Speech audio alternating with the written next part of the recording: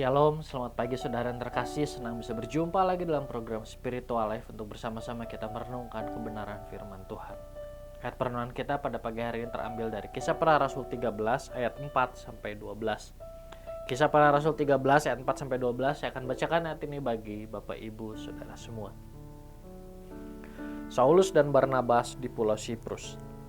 Oleh karena disuruh Roh Kudus, Barnabas dan Saulus berangkat ke Seleukia, dan dari situ mereka berlayar ke Siprus. Setiba di Salamis, mereka memberitakan firman Allah di dalam rumah-rumah ibadat orang Yahudi, dan Yohanes menyertai mereka sebagai pembantu mereka. Mereka mengelilingi seluruh pulau itu sampai ke Pafos. Di situ mereka bertemu dengan seorang Yahudi bernama Bar-Yesus. Ia seorang tukang sihir dan nabi palsu. Ia adalah kawan gubernur pulau itu, Sergius Paulus, yang adalah orang cerdas. Gubernur itu memanggil Barnabas dan Saulus karena ingin mendengar firman Allah. Tetapi Elimas, demikianlah namanya dalam bahasa Yunani, tukang sihir itu menghalang-halangi mereka dan berusaha membelokkan gubernur itu dari imannya. Tetapi Saulus juga disebut Paulus, yang penuh dengan Roh Kudus menatap dia dan berkata, "Hai anak iblis, engkau penuh dengan rupa-rupa tipu muslihat dan kejahatan. Engkau musuh segala kebenaran, tidakkah engkau akan berhenti membelokkan jalan Tuhan yang lurus itu? Sekarang lihatlah, tangan Tuhan datang menimpa engkau dan engkau menjadi buta. Beberapa hari lamanya engkau tidak dapat melihat matahari." Dan seketika itu juga orang itu merasa diliputi kabut dan gelap, dan sambil meraba-raba ia harus mencari orang untuk menuntun dia. Melihat apa yang terjadi itu, percayalah gubernur itu, ia takjub oleh ajaran Tuhan.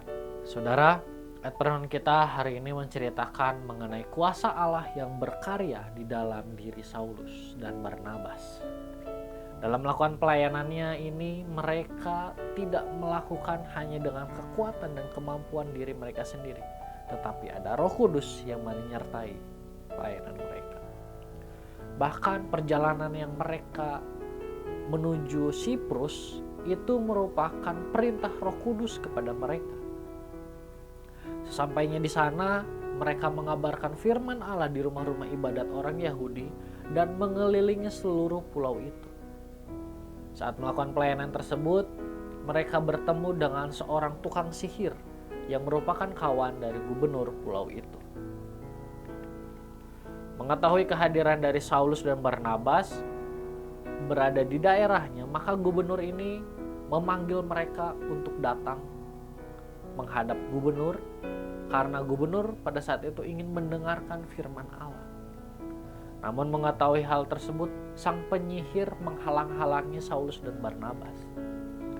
Sehingga Saulus menegur dan menghukum penyihir tersebut dengan kuasa Roh Kudus.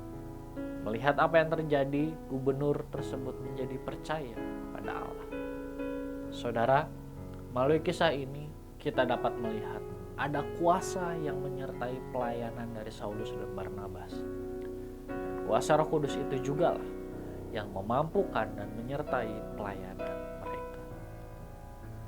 Saudara, ketika kita menjadi anak Allah, maka Allah memberikan kepada setiap kita penolong yang akan membimbing dan menuntun kita menjalani kehidupan ini, yaitu Roh Kudus. Nah, karena itu, di dalam pekerjaan kita, di dalam bisnis kita, di dalam sekolah kita, di dalam keluarga kita, bahkan di dalam keseluruhan keseharian kita, marilah selalu mengandalkan Roh Kudus. Karena dengan mengandalkan Roh Kudus, kehidupan kita akan berjalan di jalan kebenaran, sehingga melalui setiap kehidupan kita banyak orang dapat percaya kepada Allah. Saudara, marilah kita mengambil waktu sejenak untuk merenungkan firman yang baru saja kita dengar. Saudara, sudahkah dalam menjalani keseharian kita selalu mengandalkan kuasa Roh Kudus untuk membimbing dan menuntun kehidupan kita? Jika belum, marilah kita berdoa, meminta ampun kepada Allah jika selama ini kita berusaha dengan kekuatan kita sendiri. Setelah itu kita minta kepada Allah untuk mengubah kehidupan kita, sehingga kita menjadi pribadi yang selalu mengandalkan Roh Kudus dalam menjalani seluruh aktivitas keseharian kita.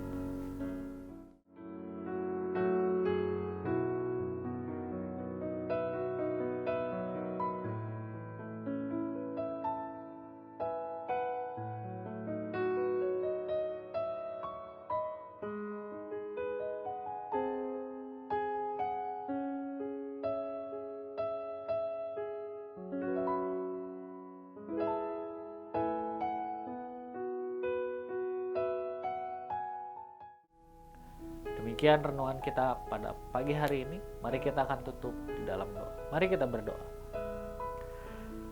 Tuhan, terima kasih buat firman Tuhan yang kembali datang pada setiap kami pada pagi hari ini. Firman Tuhan kembali mengajar kepada setiap kami untuk setiap kami mengandalkan kekuatan, mengandalkan kuasa Roh Kudus di dalam kehidupan kami. Di dalam segala hal yang kami lakukan dalam keseharian kami, Tuhan.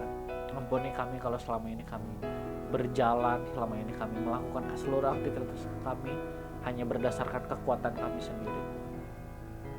Dan mulai saat ini Tuhan, kami minta biar Allah mengubahkan kehidupan kami, sehingga mulai hari ini Tuhan, dalam menjalani keseharian kami mengandalkan kuasa dari Roh Kudus, sehingga apapun yang kami lakukan dalam keseharian kami, kehidupan kami dapat terus berjalan di dalam jalan kebenaran, dan mulai setiap kehidupan kami nama Tuhan dipermuliakan, bahkan orang-orang dapat melihat Tuhan melalui setiap yang kami lakukan, dan mereka dapat percaya kepadamu.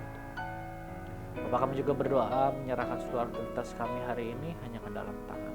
Hanya di dalam nama-Mu kami berdoa dan mengucap syukur. Haleluya. Amin. Selamat pagi, selamat beraktivitas. Tuhan Yesus memberkati.